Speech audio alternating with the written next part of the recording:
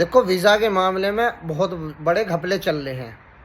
घपले कैसे चल रहे हैं, जैसे कि देखो ये अलमराई कंपनी है और ये एसएमबी कंपनी है। इस लड़के ने मुझे भेजा था, ठीक है।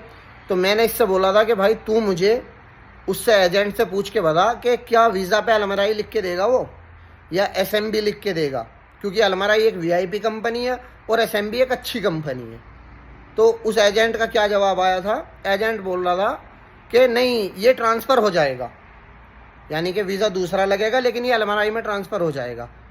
ये वीज़ा रेंट का होता है, ठीक है ना। हाँ, जिसे सिर्फ एजेंट इस्तेमाल करते हैं अपनी जेब गर्म करने के लिए।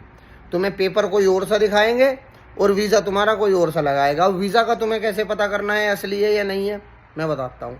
ये दिखाई दे रहा है यहाँ, ये वीज़ा है, ठीक है। इस पे तुम्हें लाजिम कंपनी का नाम देखना है, जिस कंपनी के बारे में तुम्हें उसने बताया था उसी कंपनी का है। थोड़ा सा भी हुरूफ का किसी चीज़ का फ़र्क नहीं होना चाहिए।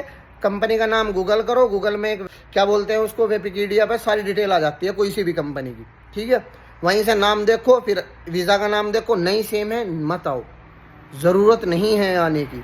यहाँ फंस जाओगे, एजेंट तुम्हें ब्लॉक कर देगा, तो तुम इस चीज़ में बहुत बड़े घपले में फंस जाओगे, ठीक है।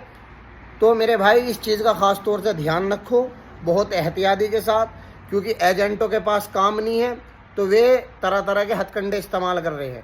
देखते हैं कि सामने वाला इंसान बेवकूफ़ सा है तो उसे कह देंगे हाँ ओके है, ठीक है चला जा, जो मैं जिम्मेदारी लेता हूँ। फिर जिम्मेदारी ऐसी लेगा वो तुम्हें ब्लॉक कर देगा। तो इन चीज़ों का बिल्कुल हर चीज़ की पूरी जानकारी लो, उस चीज़ के बाद आओ। मेरी बात पे भी यकीन मत करो, मेरी बात की भी जानकारी निकलवाओ। हाँ, मैं यूँ नहीं कह रहा मेरी बात पे यकीन करो, मेरी बात की भी जानकारी निकलवाओ कि सही है या गलत है, क्योंकि बहुत फ्रॉड हो रहा है। मैं अपनी बताता हूँ, मुझे सास को कंपनी बताई थी, मुझे सास में फंसा दिया था। मैंने कहा ये सास है, उसने कहा कि नहीं नहीं ये ट्रांसफ़र हो जाएगा तुम्हारा, उसमें से हो जाएगा। मैं बोला ठीक है यार चलो, क्योंकि मेरा बहुत ख़ास आदमी था भाई, बड़ा माँ का टट्टू निकला लेकिन, ठीक है। तो इस चीज़ का ख़ास तौर से ध्यान रखो। सगा भैया भी अगर तुमसे कह रहा है ना कि हाँ ऐसे ट्रांसफ़र हो जाएगा, यकीन मत करियो बिल्कुल भी, ध्यान नहीं क्यों इस बात का। हलफ कुरान भी उठा रहा ना एजेंट, यकीन मत कर लियो।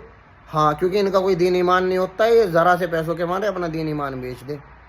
तो इस चीज़ की एहतियाती करो, बिल्कुल तरीके से काम करो, जानकारी लो, उसके बाद आओ, वरना आने की कोई ज़रूरत नहीं है। हाँ, जब तक कंपनी कंफर्म नहीं हो रही है तो आने की कोई ज़रूरत नहीं है, वरना यहाँ आओगे किसी चीज़ में बड़ी में फंस जाओगे, ठीक है। तो भाई को फॉलो कर लो अगर बात अच्छी लगी हो तो।